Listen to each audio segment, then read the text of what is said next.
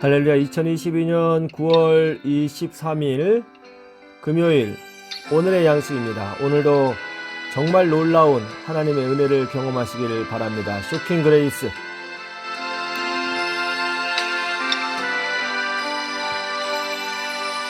왜 나만 겪는 고난이냐고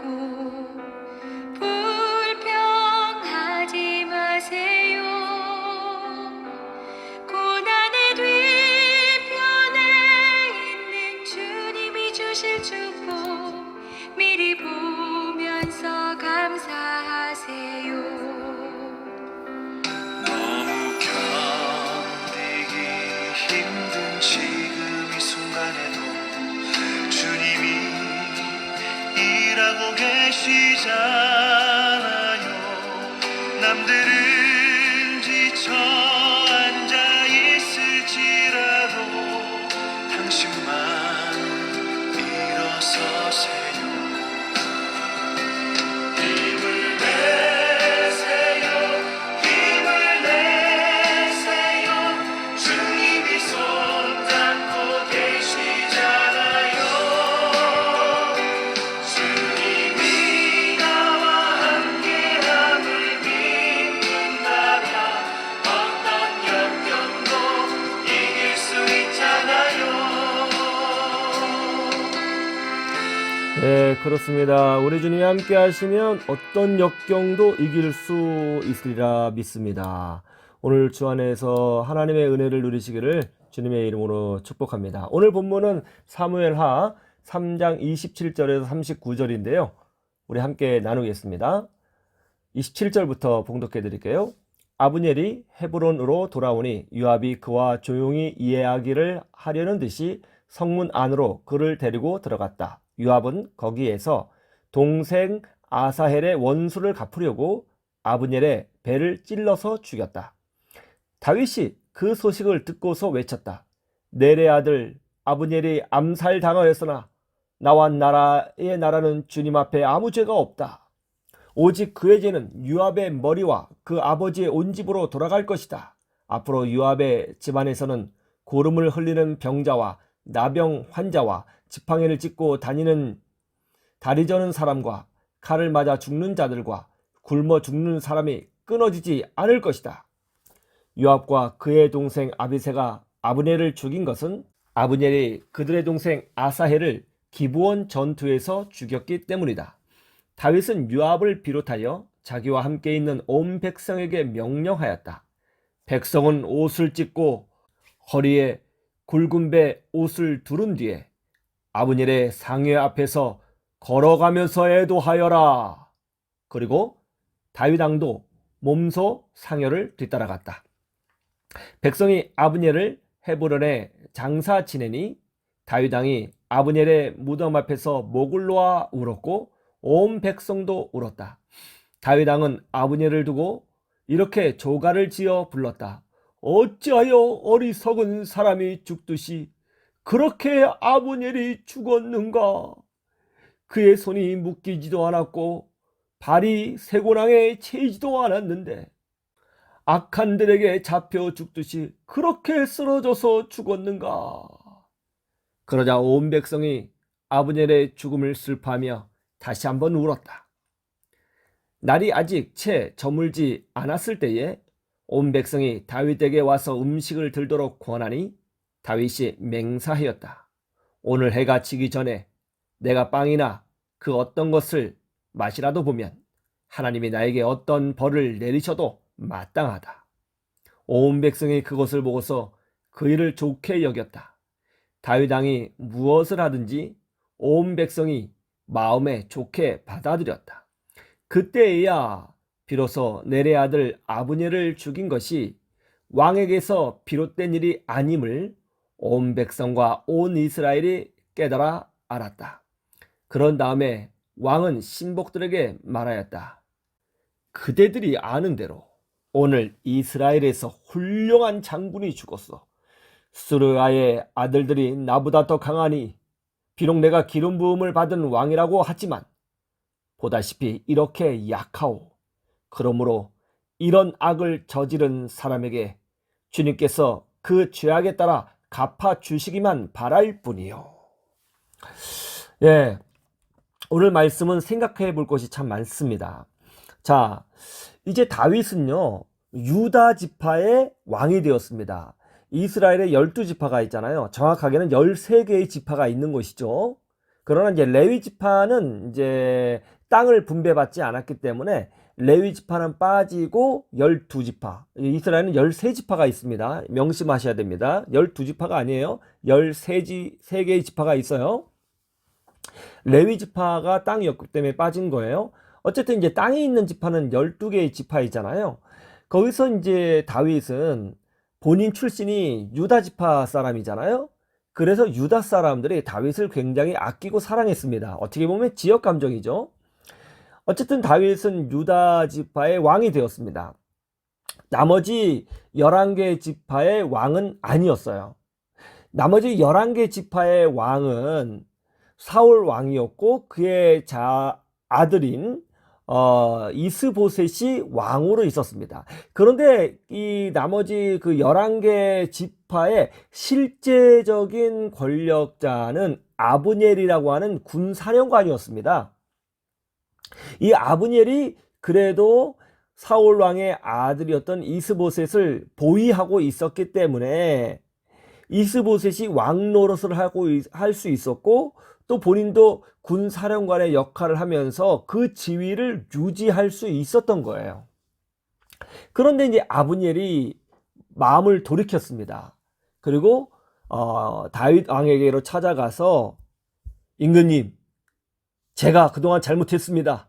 임금님을 나의 임금님으로 섬기겠습니다. 그리고 나머지 11지파 제가 잘 설득해서 임금님에게 드리겠습니다. 이제 다윗 임금님께서는 이스라엘 온 땅에 유일한 왕이 되실 것입니다. 하나님께서 임금님에게 기름을 부으셨고 옛적에 임금님을 이 나라의 왕으로 세워주신다고 하나님께서 약속하시지 않았습니까? 우리는 그것을 기억하고 있습니다. 이렇게 아브넬이 다윗을 찾아와서 무릎을 꿇고 이제 자기를 받아달라고 했단 말이에요. 이 얼마나 좋은 일이에요. 전쟁을 하지 않고 이제 나라를 통일할 수 있게 되지 않았습니까? 참 좋은 일이에요. 그런데 전에 이런 일이 있었어요.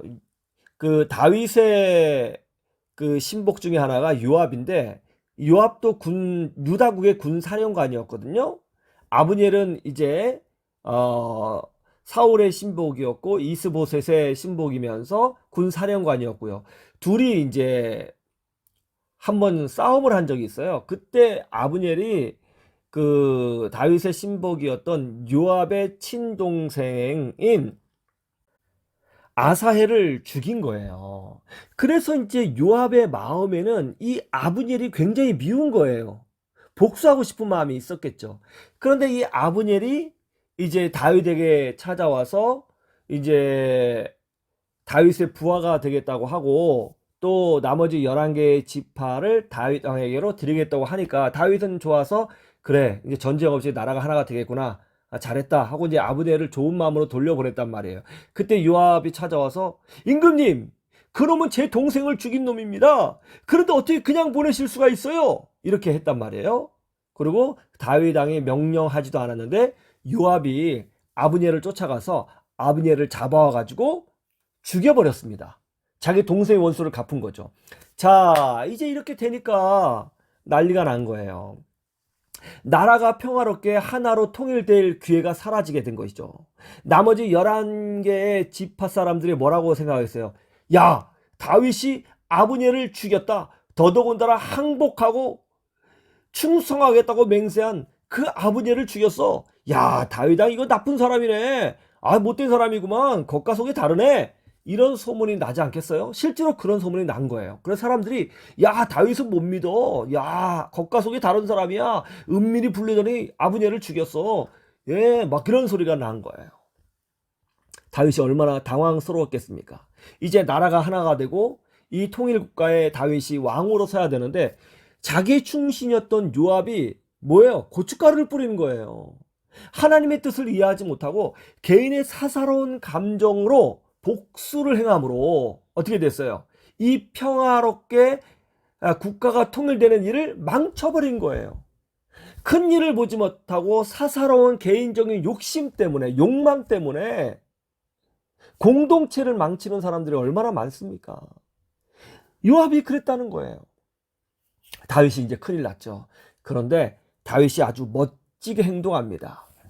아브넬이 암살당한 것을 보고 다윗이 눈물을 흘리며 옵니다. 그러면서 다윗이 암살당한 아브넬을 아주 높여 세웁니다. 내가 여지껏 보기에 아브넬처럼 훌륭한 장군이 없었다. 그러면서 아브넬의 죽음을 매우 진심으로 슬퍼해주고, 그리고 장례식을 치르는데요. 이걸 국장으로 치릅니다. 유다국의 국장으로 치르면서 명령해요. 온 국민은 아브넬의 이 장례식에 참여하십시오. 그리고 애도하십시오. 이렇게 합니다. 그리고 그 아브넬을 위해서 노래를 지어서, 슬픔의 노래를 지어서 백성들이 부르게 하고요. 그리고 신하들이 와서 임금님 많이 시장하실 텐데 좀 무엇이라도 드셔야 하지 않겠습니까? 라고 하니까 무슨 소리요? 그렇게 아름다운 사람 아브넬이 죽었는데 내가 어찌 음식을 먹을 수 있겠습니까? 하면서 음식을 먹지 않고 금식했다는 거예요. 그러자 이렇게 다윗이 진심으로 아브넬의 죽음을 슬퍼해주고 또 그를 존중해주는 모습을 보니까 그제서야 사람들이 말하기를 다윗 왕이 죽인 게 아니래. 그럼 누가 죽였대? 그 밑에 있는 군사령관이었던 요압이 자기 동생을 아브넬이 전에 죽였다고 해서 복수한 거래. 그럼 사사로운 감정 때문에 그런 거야? 그렇다니까. 그냥 지 동생 죽였다고 나라가 하나 되는 이 입장에서 그냥 복수한 거야. 아이고 그랬구만. 그 다윗 왕의 잘못이 아니네. 우리가 괜히 다윗 왕을 욕하고 뒤에서 수덕거리며 욕했네. 그래 그랬던 거야. 이렇게 이제 분위기가 반전된 거예요. 그러자 다윗 왕이 선포를 합니다. 평화의 협정을 하러 온 이 아브넬을 죽인 그들은 하나님께서 징계하셔서 이제 그의 자식들 중에 병자가 나올 것이고 그의 자식들이 나병한 자가 될 것이고 그의 자식들이 전쟁에 죽는 하나님의 저주를 받을 것이다 하면서 무서운 선포를 합니다. 실제로 나중에 이 요압의 자손들이 아주 큰 저주를 당하기는 하죠. 어쨌든 이런 일이 벌어지게 되었다는 것입니다. 여러분, 이와 같이 정말 좋은 일이 일어나가려고 하는 이 순간에, 정말 축복된 일이 일어나려고 하는 이 순간에 피를 흘리지 않고 나라가 통일되는 이 복된 순간에 고춧가루 뿌리는 인간들이 있다는 것을 여러분 아셔야 됩니다. 정말 이 다 잘 되려고 그래요. 그런데 막 고춧가루 뿌리고 망치고 무너지게 하는 그런 악한 사람들이 우리 주변에 꼭 있다는 걸 여러분 아셔야 됩니다. 그러면 그런 사람들 만나고 그런 사람들이 고춧가루 뿌릴 때 우리는 어떻게 해야 하나요? 낙심하고 절망하고 불평하고 그렇게 주저앉아 있어야 할까요? 아니죠. 절대로 그렇지 않습니다. 예? 어떻게 해야 되는 거예요? 다윗처럼 하셔야 돼요. 다윗처럼 하는 것이 뭘까요? 최선을 다해서 다시 이 일을 회복시키려고 노력해 보는 것입니다. 그리고 하나님의 은혜를 구해 보는 거예요. 절대로 좌절하고 낙심하고 주저앉아 있으면 안 돼요. 다시 회복시키려고 노력해 보는 거예요. 최선을 다해 보는 거예요. 그럴 때 분위기가 반전되고 하나님께서 도와주시는 역사가 일어나게 되는 것입니다. 낙심하거나 포기하거나 절망하거나 불평하거나 넘어져 있거나 그러지 말고 한번 해보자고요. 하나님의 은혜가 분명히 나타나게 될 것입니다. 그렇게 되기를 주님의 이름으로 축원합니다.